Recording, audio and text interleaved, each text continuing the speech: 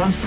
A reminder, if you want to ask questions, use the raise hand function, and then I'll unmute you and allow you a question. A reminder also will allow follow-up questions for if you have one. If you don't, just mute yourself. And Kyle, I just want to make sure you're unmuted, and then we're good to go. We'll take our first question from Reed Wilkins. Reed, as soon as you're unmuted, you can ask your question. Thanks, Andre. I'll do a couple if that's okay. Kyle, welcome to the Oilers. Thanks for doing this. I guess first of all, didn't take too long after free agency started. So tell us about your decision process and why you think Edmonton's the right choice for you. It was a bunch of things, Reed. A great team moving in the right direction with two of the best players in the world, a great coach, and a good young group that, like I said, is maturing and moving in the right direction. And I really feel the opportunity to win here is coming. And I guess my other one would be maybe just to put a cap on the time with Nashville. Obviously, they decided to move on. Can you just maybe touch on what it was like to go through that as an athlete and look back on the last couple of years there? Yeah, I'm thankful for the opportunity they gave me, but just for whatever reason, it didn't work out, and it's frustrating that it didn't work out. But at the same time, I'm just really excited for this new opportunity and just getting started. I wish we could start because I'm really looking to getting going. Next question to Jason Greger from TSN 1260. Go ahead, Jason. Well, Kyle, congratulations on the contract. You mentioned Draisaitl and McDavid. Obviously, they're the top two centers on the team. So if you look just position-wise, did you have conversations with Dave? Do you see yourself as a third-line center or possibly playing the wing?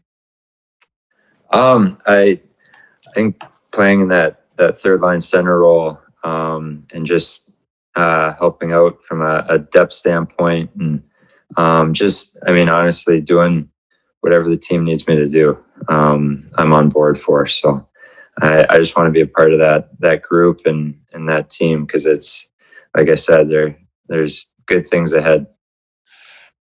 You'll come in as a veteran guy, Kyle, and you've got a really good reputation of understanding and seeing the bigger picture sometimes in hockey. You did a lot of stuff off the ice in Ottawa. For a team that's had a lot of losing, when you come in the room, how are you as a leader? Are you a guy that can stand up and talk to the guys? Do you lead by example? How do you feel you fit in that regard?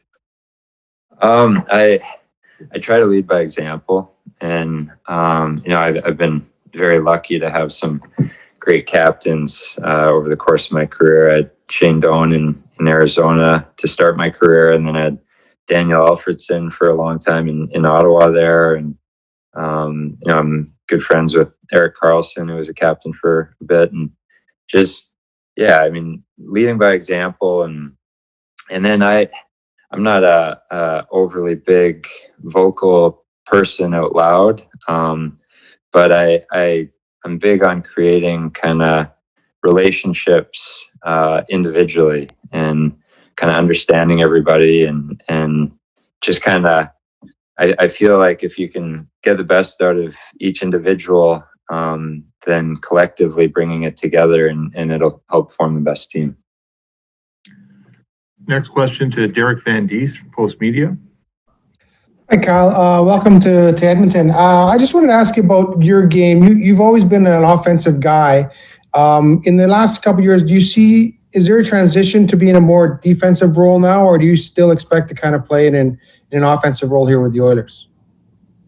I really take pride in my defensive game and being a strong two-way centerman, but I love offense. I love creating. I love contributing offensively, and I think that's a really big part of my game that I think I did a good job of in Ottawa that I didn't do such a good job of in Nashville, but I want to get back to that and contributing more offensively. And also a follow-up to that, I just want to ask you about working with Dave Tippett. I guess, how well do you know him? And I guess, Is he a guy that kind of knows you pretty well? Yeah, I think he does. We had a year together in Phoenix, and then he coached me at World Championships a few years back, and yeah, I have great respect for him. He's a very honest coach, and as a player, that's exactly what you want. You just want to be told honestly what's going on, and then his systems and his thought process for the game, and he's got so much experience that yeah, I have a great respect for Tip. Next question to Mark Spector, sportsnet.ca. Go ahead, Mark.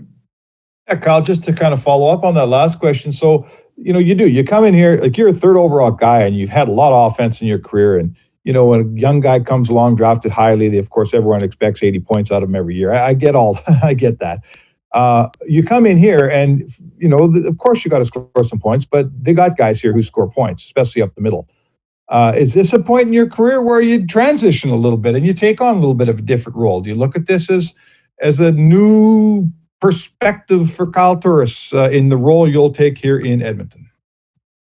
Yeah, I mean, honestly, I'm there to do what the team needs me to do, and I think that is, it's playing solid defensively and taking pride in my defensive game like I have, but I also feel like that's contributing offensively, and adding a layer of depth to the team that can help McDavid and Draisaitl.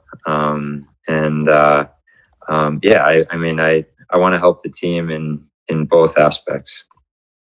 And have you, having been, how do I say this? You were Connor McDavid once, you know what I mean? You came to a team as a younger guy, as going to be the savior almost.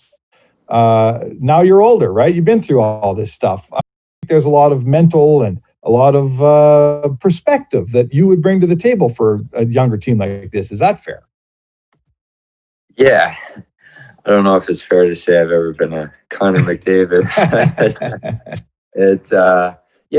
I've got some experience in the league and in different situations, from being the young guy coming in and from transitioning from that into more of a middle-aged role to now being more of a veteran presence. And I feel like I have experience that I can offer and relate to people and just help communicate in different situations that hopefully will bring the best out of everybody. Next question to Min Dhariwal, CBC. Min, as soon as your microphone's active, and go ahead, Min.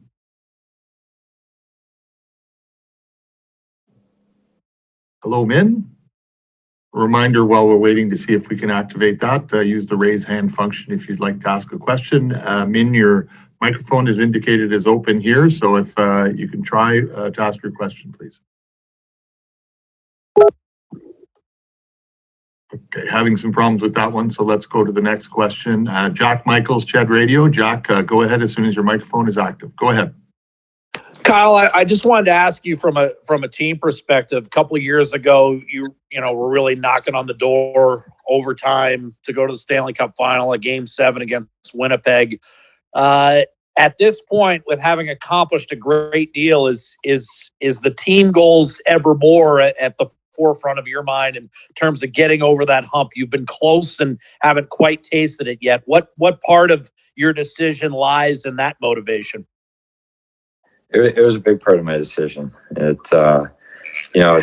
Seeing where this team is at with the young group, but maturing and taking another step last year. And you have, like I said, two of the best players in the world. So, to have that as your core and move forward, I'm still bitter about that double overtime against Pittsburgh when I was in Ottawa, and to be that close to getting to the Cup Final and not get through. I'm really excited to be in a situation here with Edmonton where we're moving in the right direction, and it's looking very promising moving forward. Jack, do you have a follow-up question? No? Okay, thanks. Well, let's try Min Dhariwal one more time. Min, if you're, as soon as your microphone is active, you can ask your question.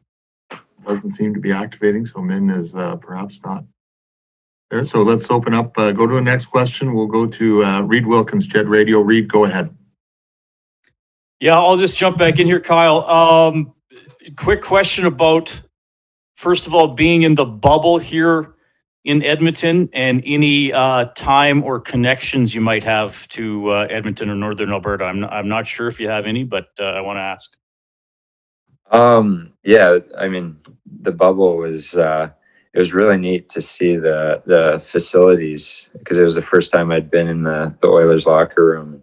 It was gorgeous. I mean, obviously I'd seen the rink and knew the rink was a great setup, but to actually get in the locker room and see the facility blew my mind. And then, yeah, as for Edmonton, I have a few friends there. I have one good friend of mine who I played Junior A Tier 2 with in Vancouver with the Express. He actually captained our team, and he lives in Ottawa there, or in Edmonton there with his family, and that's Brady Cook. And then I have another family friend there as well.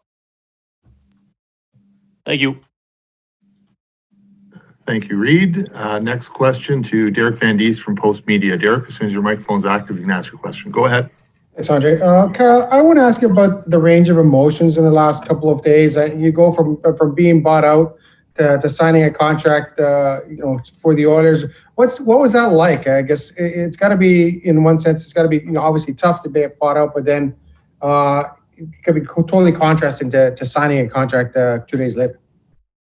Yeah, no, it was a chaotic couple of days, and yeah, I mean, getting bought out was frustrating. It was frustrating that didn't work out. But then at the same time, it was, I was kind of in the rearview mirror right away and just looking forward. And honestly, I'm just really excited to have the opportunity to prove the player I am and have been for most of my career. And that's why I'm so excited and thankful to have this opportunity with Edmonton. Just a quick follow-up on that. What's the plan now? It looked like they want to get the schedule going in January. I guess what's the plan for you now leading up to the start of the season?